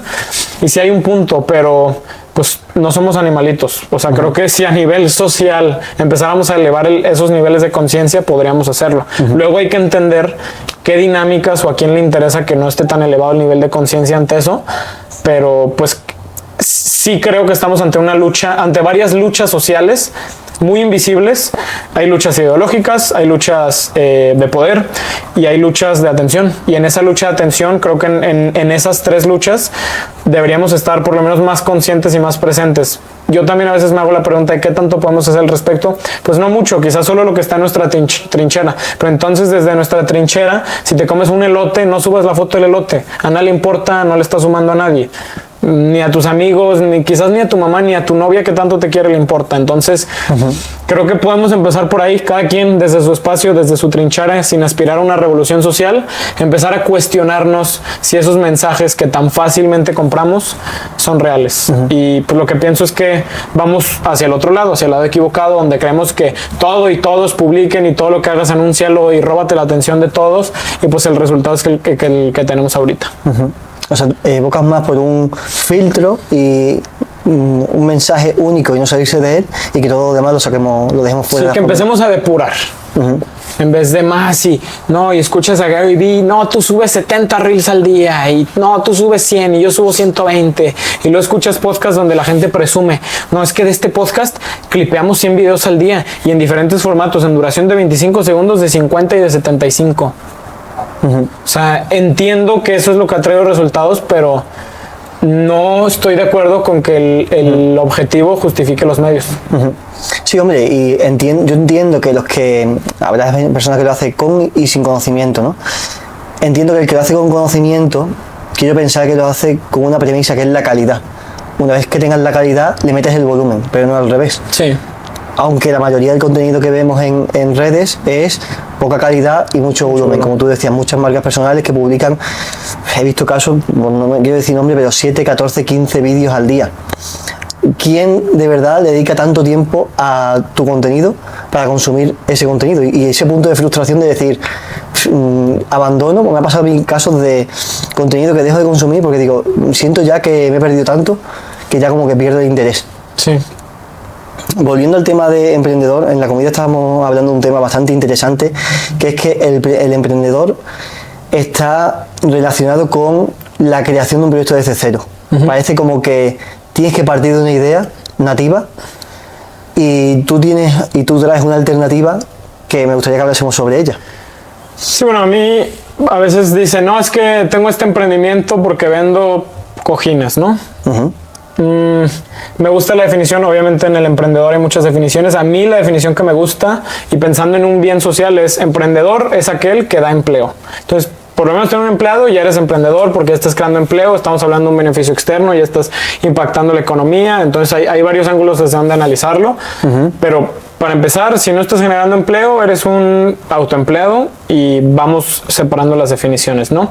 Lo segundo es que me genera mucho ruido este mensaje de que todos quieren reinventar, todo pareciera que todos queremos y que el empuje está a reinventar la rueda, ¿no? Y entonces te hacen películas de la red social de Facebook y te hacen un documental de Uber y luego te hacen este documental de WeWork y cómo todo es así grande y magnífico, y de nuevo volvemos. Son las excepciones, no nos perdamos y no dejemos de entender que son las excepciones, ¿no? Y en este caso, yo siempre he dicho que el problema de quien quiere reinventar la rueda es que pues de todos modos vas a ir a quererte comer una cuota de mercado que ya está tomada. Los mercados y los clientes y los canales por lo general tienden a estar secuestrados. O sea, tú lo sabes, si hoy dijéramos, oye, vamos a hacer un ejemplo simple que me encanta. Vamos a hacer una marca de refrescos. Ok, entendamos una dinámica de una empresa constituida de refrescos. Las plantas, los canales de distribución, los canales de venta, los canales de publicidad, los convenios a 15 años que tienen. O sea, estás a décadas y billones de dólares de ser equiparable. Que después viene este mensaje de los nichos, y es que entonces in the niches are the riches y demás. Pero la dinámica termina siendo igual, nada más en chiquito. O sea, si ya no eran billones, pues ya son cientos de miles. Pero entras a esta dinámica donde, imagínate a los startuperos. Haz tu empresa y mientras estás levantando capital, que el mercado crece a tu equipo, atrae talento, encuentra product market fit, itera, sigue levantando rondas, sé rentable, no te estreses porque estás perdiendo dinero porque ya vendrá el trimestre positivo. O sea, vaya locura y vaya respeto que les tengo. Yo no estoy para nada demeritando a los emprendedores, nada más quieres hacer dinero en modo leyenda, pues haz un startup. Y como dice un autor que me encanta, las startups o las nuevas ideas de negocio tienen un pequeñito problema, dice él, que la mayoría fracasan. No es que el emprendedor sea malo, simplemente volvamos a las dinámicas. Un negocio requiere de canales que suelen estar secuestrados, ya sea los canales de adquisición de clientes o los canales de consumo, dependiendo del tipo de producto o servicio del que hablemos. Pero entonces surge esta alternativa que en Estados Unidos se ha popularizado mucho por un tema de timing generacional, donde la mayoría de los negocios son de baby boomers, y estos baby boomers o se están muriendo, o se están enfermando, o se están retirando en el mejor de los casos. A veces hablo del tema de la enfermedad o la muerte, pero sí hay negocios que hemos encontrado que esa es la razón por la que los venden, no porque lo vea como algo positivo. Pero bueno, en el mejor de los casos, pues porque se están retirando o porque quieren retirarse y ya están planeando su retiro. Estos negocios en Estados Unidos, que hay un mercado secundario para negocios y está muy bien legislado para que sea fácil el takeover de un negocio, normalmente se publican a la venta por medio de brokers, en páginas propias o literalmente hay marketplaces de venta de negocios, BizBuySell, BizScout, hay muchas. Y esto le invito al público a que vayan y lo busquen, porque a mucha gente de principio le impacta en cómo que me puedo meter, así como si fuera Amazon, negocio de jardinería, negocio restaurante, y de todos los tamaños, sabores y colores, industrias y todo. Y el 69% de los negocios que se publican a la venta jamás se venden. Entonces, ¿por qué? Pues porque no cualquier perfil está buscando comprar un negocio, porque tú como dueño de negocio sabes que pues el empresario es solitario, es castigado, es mal visto, el gobierno piensa que le roba porque no paga impuestos, el empleado piensa que le roba porque no le paga lo suficiente y el cliente piensa que le roba porque vende caro. Entonces el empleado es, para acabar pronto, el malo de la película. Entonces pues no cualquiera quiere ser empresario, o sea, es un perfil muy diminuto para una cantidad de empresas muy grandes. Entonces hay esta oportunidad donde, imagínate, si ya sabemos y a la estadística nos vamos que el 69% de negocios no se venden, hay un gran espacio de oportunidad para tú ir a adquirir un negocio, ya sea financiado por un banco, ya sea donde negocies con el dueño del negocio que te haga un formato que se llama Sellers Financing, donde te pida o poquito enganche o sin enganche y que le pagues del propio negocio, o donde vas tomándole acciones según le vas haciendo pagos, pero él ya te da el takeover del negocio. Y entonces te haces un negocio que ya tiene clientes. Por lo general son negocios que ya tienen empleados, por ende ya tienen procesos. Muchas veces son negocios que ya son rentables y son negocios que al haber subsistido muchos años, pues ya pasaron épocas buenas, épocas malas. Ya sabes que sobreviven a las estaciones, ya tienen un historial crediticio, ya tienen un historial legal, ya vienen con procesos, tienen muchas veces activos, marcas, y por lo general, o sea, el bonus de todo esto y donde para nosotros entra la gran oportunidad, son negocios que no ignoremos que eran los propietarios baby boomers. Entonces por lo general tienen grandes oportunidades en eficientar procesos, en digitalizar procesos, en eficientar procesos de adquisición de clientes, en digitalizar procesos de adquisición de clientes. Entonces hay mucha gente que tiene esta proactividad de ir a adquirir negocios o esta intención donde dice, pues me voy a hacer de un negocio y voy a empezar a eficientar la parte de marketing. Hay un caso muy famoso de unos que hacen unos TikToks muy chistosos que compraron una empresa que tenía muchos contratos de window cleaning, pero para edificios. Y esa tenía la empresa, era una empresa de limpieza de vidrios para edificios. Pero bueno, en Estados Unidos, ¿cuánta necesidad no hay de ese servicio? Y empezaron a hacer unos videos muy chistosos, empezaron a digitalizar su proceso de ventas y la empresa pasó, me parece que vender $5 millones al año a vender 25 en el primer año. Que tú sabes que escalar cualquier negocio a cualquier tamaño 5 veces sus ventas es todo un tema. Todo lo que sea una X. Y no era un tema de que ellos fueron unos genios del marketing, porque tampoco quiero confundirlo. El único tema es que muchos clientes no sabían cómo contactarlos porque no tenían una página web, una landing a donde cayeran los clientes o un teléfono a donde llegara la gente interesada en sus servicios. Estaban centrados en la comunicación tradicional. No existía comunicación, estaban centrados en operar y venderle a los clientes que ya estaban, porque con eso tenía el dueño del negocio para que fuera suficiente. Vale. Entonces, y pues negocios de esos hay mucho. Hay muchos en Estados Unidos, o sea, pequeños negocios que dan para solventar por lo menos una familia con un buen estilo de vida. Antes de profundizar justo ahí, que me parece súper interesante, un paso atrás. ¿Qué emprendedor debería empezar desde cero?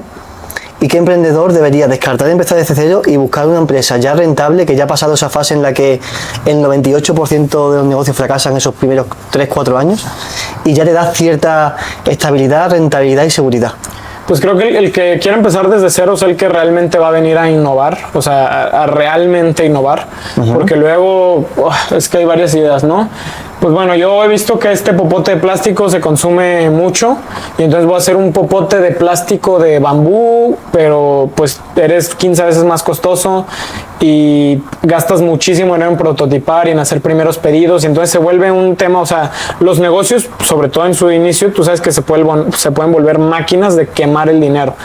Entonces, me refiero a una innovación consciente y no consciente en un sentido ambiental, sino consciente de que bien estudiado el mercado.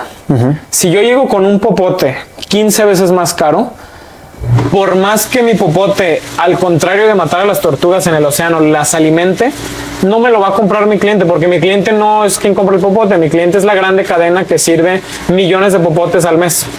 Entonces, creo que solo el emprendedor que tiene bien estudiado el mercado y cómo va a entrar y bien claro cuál va a ser su canal, en qué son competitivos, cuáles son sus ventajas y realmente están innovando en un sentido estricto y amplio de la palabra, deberían empezar de cero. Creo que para los demás, entendiendo que son pocos los perfiles de verdaderos emprendedores, y a verdaderos emprendedores me refiero a los que tienen una intención más profunda y más trascendental que solo ganar dinero, porque luego ese es otro error y esa sería otra plática del por qué la gente emprende y ver qué tan bien o mal vinculado está esa idea. Pero para todos los demás que tienen estas capacidades de liderazgo, de administrar, de contratar, de atraer talento, de eficientar procesos, de vender, de crecer las ventas, de mejorar los márgenes, de profundizar, de hacer negociaciones con proveedores, de hacer negociaciones con canales de venta, de hacer una ampliación en puntos de venta, o sea, lo que tú quieras, pues hay oportunidad en muchos negocios que puedes hacer. O sea, muchos negocios puedes hacer. Y incluso en Estados Unidos existe un formato que se llama Ghost Equity, que hay mucha gente, muchos emprendedores brillantes que cuando van por negocios que no están en condiciones de que se vendan, van y les hacen literalmente negociaciones donde, oye, pues yo voy a montar esta unidad a la par tuya y yo soy dueño del 25% de lo que esa unidad genera. Si llegara mañana un emprendedor y te dice, oye, Javi, voy a montar una unidad de negocio a la par de tu industria para atender clientes nuevos que también van a alimentar tu flujo de clientes que ya tienes, y pues nada más necesito apalancarme de ciertas cosas tuyas y de tu marca y me gano tu confianza y solo te voy a cobrar, o sea, vamos 50-50 de lo que genera esa unidad de negocio y no necesito acciones de la empresa, vamos a llamarle acciones fantasmas. ¿Lo evaluarías, sí o no? Sí, sí, claro, por supuesto. Al fin y al cabo, lo que hace es expandir mi negocio. Exacto. Hacerlo crecer, hacerlo más sostenible además, porque le doy una pata más. Entonces, obviamente habrá cosas que revisar de que ese perfil te haga sentido, que se empate con la visión de la empresa, pero pues como todo, claro que tiene su dificultad. Hace rato me preguntabas, ¿cuál es el truco? Pues el truco es la relación humana y esa venta que le tienes que hacer a alguien para que alguien te compre el negocio, y eso implica, hay una oportunidad para empresarios latinos que tienen capacidad de invertir y de ir a hacerlo, porque además son muy buenos emprendedores, son muy buenos operadores de negocios, son muy buenos visionarios para ir a crecer un negocio, pero no lo vas a hacer desde tu casa en Zapopan. Tienes que ir, si el negocio está en Michigan, pues tienes que ir a Michigan, posiblemente vivir allá o estar un rato en lo que contratas a alguien, en lo que dejas, en lo que haces el takeover. O sea, no es... Pues el tema es quién es tan valiente para irse, ¿no? Y realmente hacerlo. ¿Qué tipo de negocios están en esa cartera? Híjole, la realidad es que hay de todos. Nosotros en particular en Comprando América buscamos negocios que tengan, que podamos hacer arbitraje de talento. Por ejemplo, buscamos negocios que sean muy intensivos en administración, y la parte de la administración la delegamos a países latinoamericanos, en sí, a oficinas en México.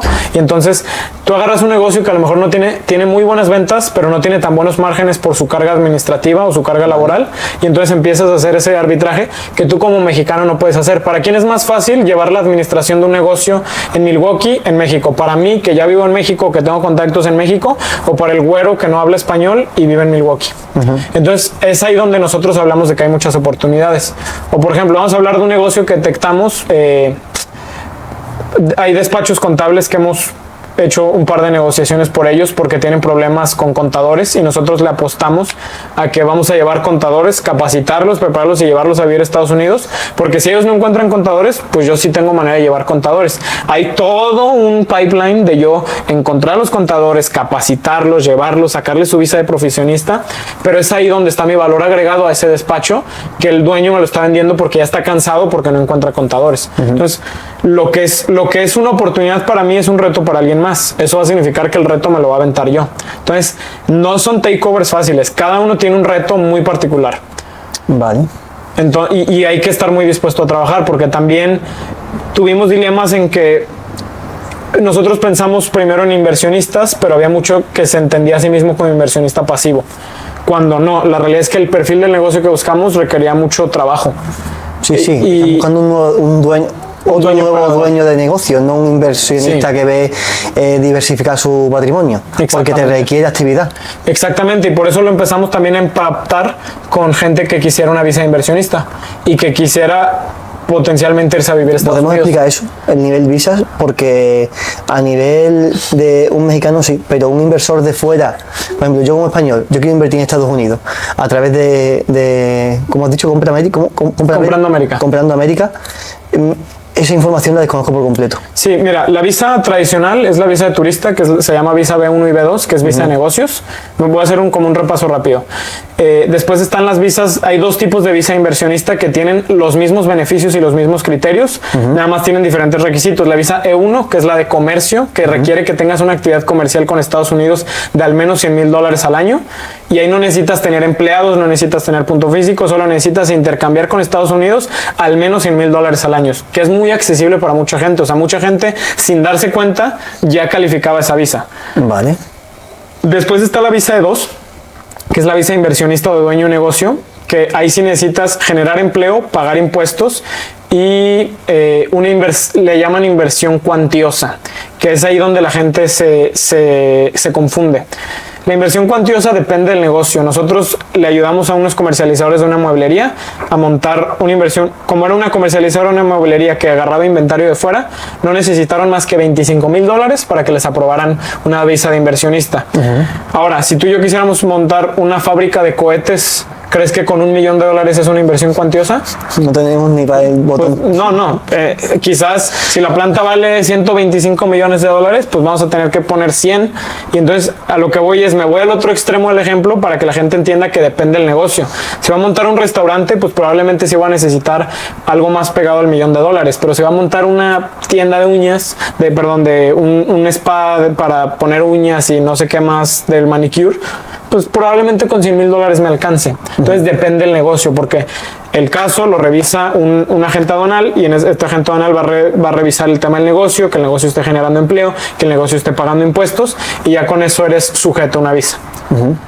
Entonces, y bueno, hay más visas, está la visa L, está la visa TN, que es para profesionistas, pero estas visas tienen un poquito de más criterios y según el país desde donde se solicitan, tienen límites de número de visas que se otorgan por año. Vale. Por ejemplo, en China está la visa EB5, que Estados Unidos es la visa de los millonarios que nosotros le llamamos así porque son visas que tienen, por lo menos necesitas invertir unos $850,000 y los necesitas poner un proyecto productivo en un fideicomiso a 5 años. Entonces es para aquel que tiene, ahí te los dejo 5 años y en eso voy tramitando. Y además esa visa no es una visa de estatus condicional, es una visa para ciudadanía. Entonces, la ciudadanía implica otra cosa, porque la ciudadanía te obliga a pagar impuestos en Estados Unidos. A veces la gente quiere ir por una ciudadanía de Estados Unidos, olvidando que Estados Unidos es de los pocos países que obliga a todos sus ciudadanos a reportar los ingresos, sean generados dentro o fuera del país. Entonces, si yo como mexicano tengo una empresota en México y quiero hacerme ciudadano en Estados Unidos, quizás me conviene más una visa de inversionista, porque sigo con estatus de una visa condicional, no con una ciudadanía, y no tengo que reportarle al tío Sam todas mis ganancias fuera de Estados Unidos. Entonces, cada caso se vuelve un caso según qué necesidades tengas. Si ya tu plan es llevarte toda tu vida y toda tu familia a Estados Unidos, con todos los beneficios de ciudadano que esto implica, pues quizás sí te convenga más una visa donde puedas aspirar al camino del residente para posteriormente aspirar a una ciudadanía. Entonces depende de cada caso, pero sí el mensaje final es que hay diferentes tipos de visas para diferentes requisitos. Hay visas de profesionista, o sea, si tú dices, oye, yo no soy emprendedor, soy profesionista, hay maneras de encontrar visas para estar condicionalmente en Estados Unidos conectado a tu empleo. Son complicadas porque están conectadas a tu puesto laboral. Entonces, si a mí me despiden, en ese momento me dan como 60 días para salir del país. Entonces es un poquito más complicada, mientras que la visa E1 y E2 son a 4 años. Para renovarla necesito que el negocio sea vigente. Entonces, por eso es importante que el negocio, más que ser rentable, sea sostenible. Si yo voy y monto mi taller de uñas o mi spa de uñas, pues necesito que el negocio a los 4 años haya seguido pagando impuestos, generando empleos y pues siga vivo, a menos que yo quiera estarle metiendo, ¿no? ¿Cuál es el cliente ideal de Comprando América? El cliente ideal es aquel que tiene la capacidad de realizar que quiere hacer diversificación patrimonial en Estados Unidos, aunado a tener la opción de vivir en Estados Unidos. ¿Por qué digo la opción? Hemos encontrado que nuestro sweet spot en el mercado no es aquel que se quiere ir a vivir a Estados Unidos, pero por la situación política en México y en otros países, la gente quiere tener la opción de irse. Entonces, saben que con una inversión de 5 a 6 dígitos en dólares pueden aspirar a tener esa opción de en cualquier momento agarrar sus cosas, incluso agarrar a sus hijos y meterlos a escuelas allá con una visa de inversionista. Tienen un número de seguro social, pueden sacar créditos allá, pueden comprarse una casa, pueden tener empresas, tener cuentas de banco. Entonces, el cliente ideal es el que, sobre todo, ya está en una etapa donde se siente preocupado por la situación y quiere tener alternativas.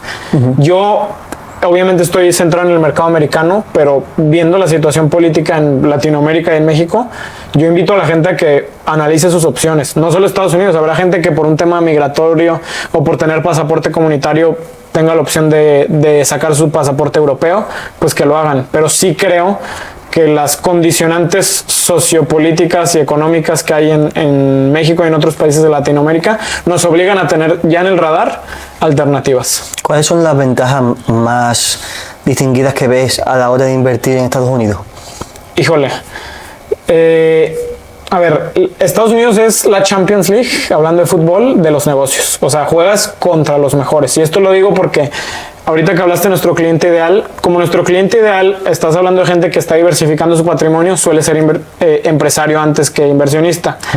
Y tiene negocio, y lo primero que piensan es en tropicalizar su negocio a Estados Unidos. Nosotros tenemos una división del negocio que hace estudios de mercado, que en esos estudios de mercado pues les decimos a los negocios, pues oye, está muy difícil que compitas o por precio no vas a competir, porque además el mexicano suele cometer el riesgo de pensar que pues yo produzco en 20 pesos y mi producto en Walmart se vende en 7 dólares. ¡Pum! Ya traigo 6 dólares de ganancia, o sea, y no están familiarizados con esos canales de consumo, no tienen ni idea de los costos que se van a enfrentar allá, los costos de promoción sobre todo. El costo de promocionar y meter un producto nuevo a Estados Unidos es altísimo, o sea, nosotros dentro de los negocios que nos hemos encontrado son representaciones de marcas en zonas y los presupuestos que nos dan las marcas para explotar una región de un compuesto de 6 ciudades, o sea, la gente se iría de espalda si tuviera que invertir eso para ir a promocionar su producto a Estados Unidos. Entonces, al ser la Champions League y estar jugando contra los mejores, pues es un juego, nosotros lo llamamos for the big boys, o sea, para niño grande, y eso implica invertir en grande, ¿no? Por el otro lado, pues es el entorno más amigable a negocios. O sea, Estados Unidos es un paraíso fiscal disfrazado porque no se presentan a sí mismos como paraíso fiscal, pero el código fiscal está hecho para que el empresario y el dueño de activos, llámese como se llame, o sea, no necesariamente dueño de empresa, pero si eres dueño de cualquier activo, llámese casas, acciones o empresas, tienes todos los incentivos fiscales para hacer el juego que quieras y meter gastos, y en vez de pagar una casa hay formas legales para que la siguiente casa salga sin impuestos vendiendo la pasada. O sea, lo mismo pasa con las empresas. O sea, hay gente que compra empresas como a manera de deducir sus impuestos en Estados Unidos. Entonces, para el que va en estatus de dueño, en Estados Unidos es el entorno más amigable que hay, el acceso a crédito, las tasas de crédito que hay allá. O sea, es increíble lo fácil que es florecer un negocio dentro de lo competitivo que es. Pero ya una vez tú encontraste tu receta que funciona, estás en terreno muy fértil, y es un ejemplo muy sencillo. Tú que tienes una agencia de marketing, ¿preferirías ir a buscar clientes a Estados Unidos o venir a buscar clientes a México? Estados Unidos, por supuesto. Entonces se vuelve eso, y las oportunidades están para nosotros en que podemos hacer arbitrajes y empezar a operar cosas desde fuera, cosa que el americano no puede hacer. ¿Qué americano se va a llevar su oficina administrativa a Tampico? ¿No? Hemos visto negocios que tienen oficinas de administración con 16 contadores administrando negocios en Estados Unidos. Pues eso lo hace el mexicano. ¿Y cuál es la propuesta de valor de Comprando América? ¿Por qué entrar en Comprando América y no entrar en otro sitio? Porque nosotros les vamos a ahorrar, vamos a recortar la curva de aprendizaje en cuanto a tiempo y en cuanto a costo, de cómo llegar a estas oportunidades ya filtradas, y cómo esa oportunidad se va a volver en una oportunidad también migratoria, y cómo apalancarte de los bancos, y bueno, cómo tener acceso a esta red de expertos de contadores, abogados, abogados migratorios, abogados corporativos, para hacer el takeover, para hacer el due diligence. O sea, te vamos a dar todas las herramientas para que sea lo menos costoso y doloroso posible tu camino en adquirir un negocio en Estados Unidos. Desde que filtramos el negocio hasta que te ayudamos a conseguir un crédito si hay un tema de crédito, a aplicar por tu visa si eso aplica para una visa, a preparar tus estados de impuestos tus tax returns, para que esos tax returns sean sujetos a una visa, porque estás comprobando que estás generando empleo y el negocio es sostenible. Entonces es eso. O sea, nosotros no lo comunicamos como tal porque el ahorro no siempre vende, pero somos un mecanismo de ahorro para la gente, y le ahorramos a la gente tiempo y dinero para lograr esto. Habías hablado antes, porque hay muchas palancas en los negocios, has hablado de una que es la financiera. A nivel en Estados Unidos, ¿qué fortalezas tiene la financiación en Estados Unidos que no tiene a lo mejor México? Bueno, a ver, haciendo el símil uno contra uno, México es de los países con tasas de interés más caras en el mundo. Mientras que Estados Unidos pues entran en los países más bajos, junto a Dinamarca, Japón, toda la zona europea. Dinamarca también es excepcionalmente barato las tasas de interés, Japón también es excepcionalmente barato, bueno, a veces hasta en tasas negativas han incurrido con el famoso carry trade, pero, o sea, el tema... Aquí en México nosotros mataríamos, bueno, no literalmente, pero o sea, figurativamente mataríamos por las tasas de interés con las que puedes hacerte de un auto, de una casa, de un crédito para un negocio en Estados Unidos. Entonces, en Estados Unidos no solo abunda el crédito, sino que el crédito es muy, muy, muy barato. Entonces, facilita el ejercicio. O sea, aquí un crédito empresarial, la tasa hoy debe promediar entre el 20 y el 30%. Entonces, el negocio es de los bancos. Sí, sí. El negocio es de los bancos, no, el negocio no lo hace uno. Pero llega un punto en el que trabaja para el banco. En el que la financiación entonces aquí no es ni siquiera opción. Y además aquí todo tiene que ser garantizado 2-1, 3-1. Y en Estados Unidos es mucho más fácil acceder a este tipo de créditos sin necesidad de tanto. Entonces es mucho más fácil acceder a montos mucho más grandes con tasas mucho más preferenciales. No sé si necesite ahondar en algo más de por qué tanta gente dice, oye, yo quiero hacer historial crediticio allá porque quiero aspirar a comprarme una casa al 3% anual. O sea, aquí una tasa de hipotecaria barata va a ser del 10% anual. Barata. Y traes buen historial, o sea, es una locura. Tú como español, estando familiarizado con los entornos de tasas de interés europeos, pues no lo comprendes. Sí, yo de hecho tengo contactos aquí en México que buscan inversión inmobiliaria en España solamente por el hecho de pagar 3 veces menos por su apalancamiento financiero, que hay técnicas para invertir allí, aprovechando esa financiación. Siguiendo comprando América, ¿Cómo funciona el modelo de negocio? ¿Es una asesoría? ¿Es una auditoría? Es una membresía anual, sí, donde nosotros buscamos por una serie de filtros. Primero, estar seguros de que la gente esté lista para invertir. Segundo, buscamos hacer un modelo como multidisciplinario, entendiendo que a cada uno de los negocios y las oportunidades por las que vamos requieren de habilidades específicas. Sí. Hemos buscado como mezclar mucho gente que está más especializada en temas fiscales, gente más especializada en temas contables, gente especializada en temas de procesos, gente especializada en temas de expansión. Y bueno, dentro de ese grupo buscamos que estén listos para invertir en los próximos 12 meses. Si no están listos o pensando en invertir en los próximos 12 meses, les decimos, espérame poquito. ¿Y qué más? Y pues, a raíz de eso, o sea, nosotros hacemos presentación mensual de deals. Ahorita estamos presentando entre 4 y 5 oportunidades al mes. No todas se toman, hay algunas que se toman de forma individual, hay algunas en grupo, hay negocios que son más para generar un rendimiento, hay negocios que desde que se toma la oportunidad se planean para crecerlas y volver a venderlas, pero tiene que estar muy claro el pipeline de cómo se vendería y a quién. Por ejemplo, hemos estado buscando, hay ciertos rubros que sabemos que a los fondos chicos les encantan. Hay estrategias que les hacen que se llama bundling, que es, por ejemplo, si tú tienes una empresa de procesamiento de basura y compras a los de los condados de alrededor, tu empresa sola, hay un múltiplo estandarizado en tu industria, pero ese múltiplo varía según el tamaño de la empresa. Entonces, si yo vendo mi empresa sola, a lo mejor me pagan un por 2 de mis utilidades anuales, pero si voy y compro las 5 alrededor, me van a pagar un por 4. Vale. Y es un tipo de apalancamiento. Claro que eso se dice así, pero te tardas 2 años en hacer esas adquisiciones, sí, ¿no? Pero hay gente que compra por bundling y luego ese bundle tú se lo vendes a un fondo chico que arma un bundle más grande que se lo vende a un bundle más grande. A un fondo más grande, perdón. Y van jugando con los múltiplos porque pues el fondo más grande quiere más estabilidad, más certeza, más cuota de mercado tomada, va a entrar a hacer otro tipo de ejercicio sobre la empresa que toma, y el dueño chico pues está nada más buscando hacer su éxito un poquito más potencializado. Pues ir terminando, Diego, Emprendecero está orientado a emprendedores y dueños de negocios que buscan inspirarse en otros referentes de su sector para hacer crecer su proyecto. Al fin y al cabo, todo se mueve en torno al aprendizaje, y dentro del aprendizaje los libros son fundamentales. ¿Qué libro recomiendas tú?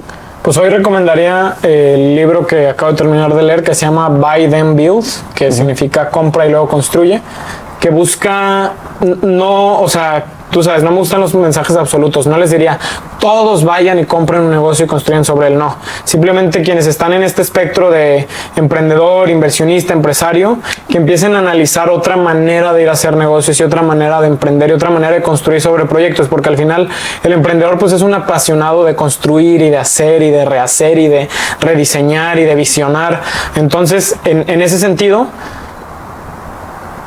analiza la opción de comprar y busca desmitificar con muchos datos el parámetro o el espectro de cuando compras un negocio y construyes sobre eso, que cuando construyes el negocio desde cero, los retos que te enfrentas, y también busca desmitificar la idea de que no es que comprar negocios solo es para Elon Musk, que compró Twitter el otro día por no sé cuántos billones de dólares. No, hay compras de negocio que se hacen con muy poco dinero por adelantado. Pones otro tipo de pago, pagas con mucho trabajo, es lo que le llaman sweat equity en Estados Unidos, pero existe eso y me gusta recomendarlo para que la gente lo tenga en el radar. Al final es una pieza más de información para armar ese complejo rompecabezas de qué hago con mi vida a nivel profesional y lo que todos queremos lograr, que es tener más dinero para comprar más tiempo, para comprar más libertad. Entonces en ese ejercicio, o sea, creo que todo recae en lo mismo y vale la pena ir agregando nuevos puntos de vista dentro del espectro. ¿Algún otro libro más que quieras recomendar? Me encanta para el tema de, es que en español, es que me sé los títulos en inglés. Bueno, dilo en inglés, lo Mira, me encanta el libro de Crossing the Chasm, que habla de, pues, se llama Cruzando el Abismo, no sé cómo se llama exactamente en inglés, y habla de cómo, no sé si lo has escuchado ese libro, pero habla de cómo un producto, sobre todo para producto, porque hay mucho emprendedor que piensa en un producto, ¿no?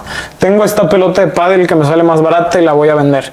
Y habla de cómo un producto pasa de ser, analiza la curva de adopción. Vale. ¿La teoría del Valle de la Muerte te refieres o cómo? Sí, analiza el tema de early adopters, luego early majority, la mayoría. Pero me gusta cómo va ejemplificando lo complejo que es empujar un producto. O sea, no... Vale. Esa teoría pues tiene sus pros y sus contras. No me clavo tanto en cómo ejemplifica la teoría, sino cómo en cada etapa te va diciendo, pues a la gente no le importa tu producto, lo importante del awareness, tú que estás en marketing lo vas a entender más. O sea, son varias etapas, ¿no? No es nomás tengo el producto y ya está la venta y las ventas lloverán porque hice pauta. El awareness, cuántas veces te tienen que ver, cómo te tienes que diferenciar, el ejercicio, la ecuación de la diferenciación, diferenciación de comunicación contra diferenciación de producto. O sea, te va poniendo varios ejemplos que dices muy interesante, y a la siguiente que tengo una idea de un producto me la voy a pensar más, porque nada fácil cambiar los hábitos de consumo de la gente. Y si a mí me gusta el Starbucks, vaya reto que va a tener otra cafetería para que yo pase de consumir Starbucks a empezar a tomar otro café. Diego, muchísimas gracias. ¿Algo que te gustaría añadir para terminar? No, nada más. Al contrario, agradecerte a ti por la invitación. Gracias, Javi. Gracias. Probando